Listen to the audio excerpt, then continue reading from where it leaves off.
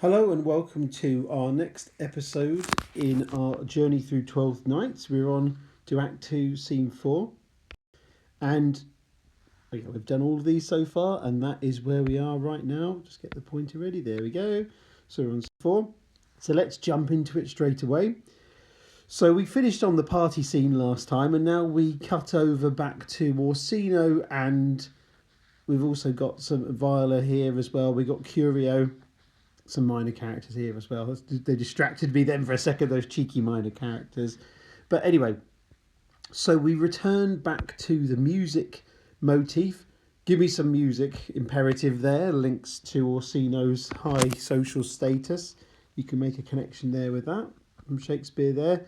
And again, music being the food of love was the opening of the play, wasn't it? And that was Orsino. We've got the connection back here as well. Then we have that piece of song, that old and antique song we heard last night. We thought it did relieve my passion much more than light airs and recollected terms of these most brisk and giddy paced times. Come but one verse. So I may have said before, I can't remember if I've said it now, but in Shakespeare's time, they believed that music was a connection to the higher forces of the universe, and music has an effect on emotion. I mean, we've already mentioned music being the food of love, play on. So Orsino wants to hear this old and antique song. So there's a real sense of the power of music and the connection with emotions. And we know Orsino as a character. He's characterised as a lovesick, courtly lover. He doesn't really understand love. He thinks he does, but he doesn't. That's part of the point of what we're witnessing as we go through the play. So he's wanting to hear the player of the music. This turns out to be Feste, actually. He's not here, so please your lordship. Curio, don't worry too much about this as a character, just a minor character who attends Orsino. Feste, the jester, my lord. He doesn't always get referred to by name often in the text. He's normally referred to as Fool, isn't he? But his name is Feste. And that links to festival and celebration as well. Just for a second, I thought I might have covered up my microphone then. Anyway, hopefully you can still hear me all right. Yeah, it looks like you can. So then we have a fool that the Lady Olivia's father took much delight in. He's about the house. So Feste, he's a bit of a rebel in many ways. He wanders where he wants to, really. He's not really meant to disappear for so long from Olivia's house because he is an employee of hers. But he does. He wanders around. She's not in the mood for comedy all the time at the moment anyway. So Orsino gives an order to go and find Feste, and then you've got Orsino with Viola. How dost thou like this tune? As he's listening to the music, wants to get the original player of it. So gone to find Feste. One of the other musicians is playing it, or several musicians is playing it. It gives a very echo to the seat where love is throned. Viola's language here is very courtly, isn't it? Very romantic. And again, with the idea of pragmatics, context and implied meanings, that this is clear that Viola is referring to her love for Orsino. Though to speak masterly, I've never thought of that. Looking at it right now, I suppose that is subtly ironic in terms of master associated with male, isn't it, as well, masterly. And you could talk about Shakespeare is challenging gender expectations there in a way. It's very subtle, very tiny little way. And you would talk about bigger things if you were writing about it. But I've never thought of that before until I just saw that.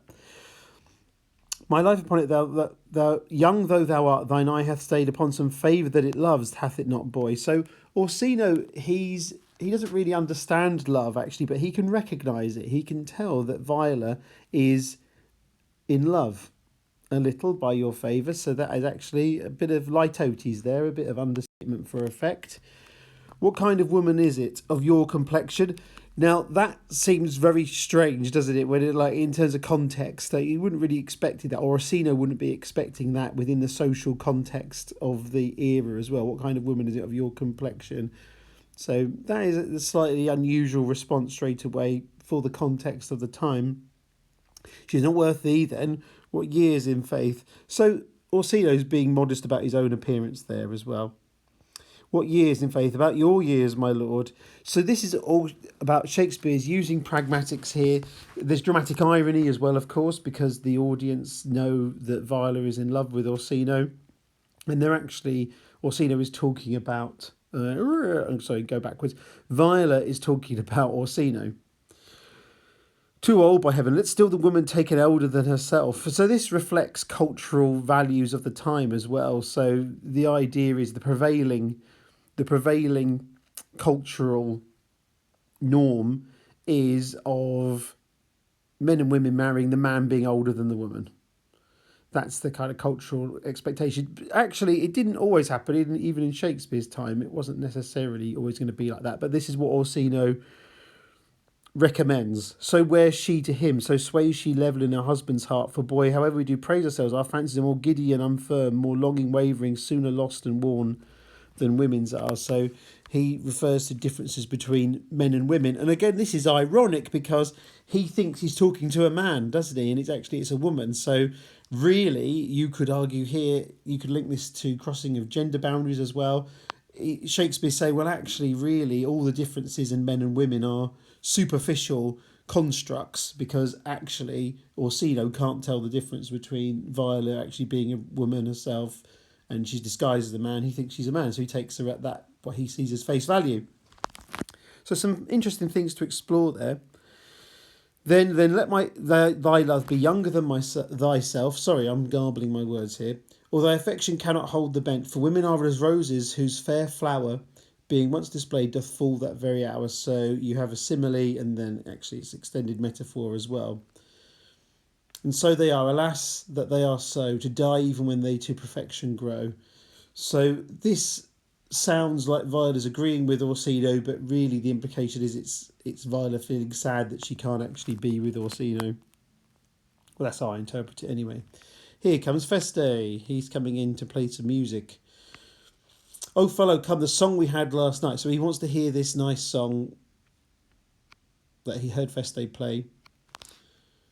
Okay, so we have the song. I'm not going to sing it. I'm going to spare you that. But it's a sad, romantic song. There's for thy pains. No pain, sir. I take pleasure in singing, sir. So there's antithesis of pleasure and pain there. I'll pay thy pleasure then. Truly, sir, and pleasure will be paid one time or another. This can be played in some productions as Feste being aware of Cesario's interest in Orsino, or what Feste perceives as Cesario's interest in Orsino. Feste not knowing that Cesario is Viola in disguise.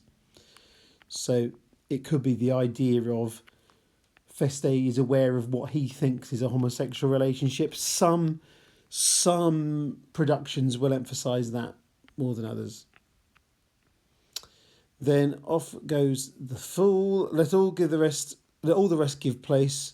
Once more, Cesario, get thee to yon same sovereign cruelty. So that's actually a metonym to describe Olivia. So the idea of he regards her as being cruel and rejecting her love. It's not cruel to reject someone's love, is it? If you're not interested in somebody, it's not really cruel. You just go, no thanks. But anyway, he still wants to attempt to be with Olivia. But if she cannot love you, sir, I cannot be so answered. Orsino is very rigid in his thinking. And this is always presented as a flaw as well, isn't it? And you might even know people who are like this. And I talk about this when we talk about the Great Gatsby, actually. Don't be the Gatsby. Some people get so fixated on a particular person, they can't imagine their life without that person. They can't be with anyone else, can't imagine it.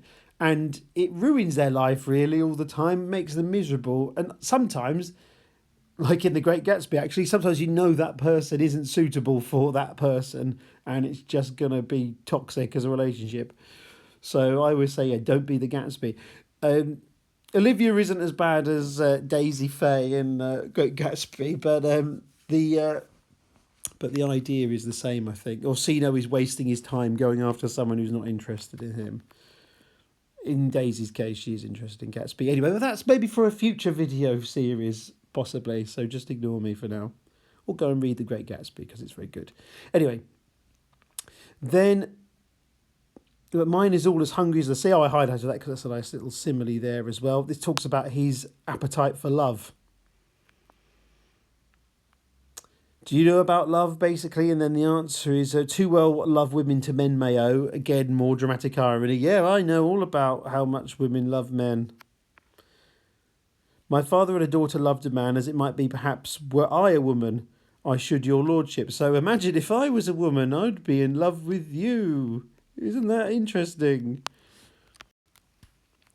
What's her history? She never told her love, but let concealment like a worm in the bud feed on her damask cheek. So there's more another simile there. We've got lots of similes here today. Was not this love indeed? We men may say more, swear more, but indeed our shows are more than will. For still we prove much in our vows, but little in our love. So an idea, actually another theme of this play, isn't it, is about language and words, and the idea of men may profess to be deeply in love and to, you know, to say all these things, but actions speak louder than words. But die thy sister of her love, my boy. I am all the daughters of my father's house and all the brothers too. So this is more dramatic irony of Viola is one and the same. Effectively, she's male and female. She's taking the role of her own brother, effectively, and telling the story of her dead sister, even though she's not dead, she's alive. Oh dear, my brain's just overloaded. So I'm going to stop before my brain explodes. I hope yours hasn't exploded. It does all make sense. Put a comment in if you want me to explain it more. Maybe I need to cool down a bit.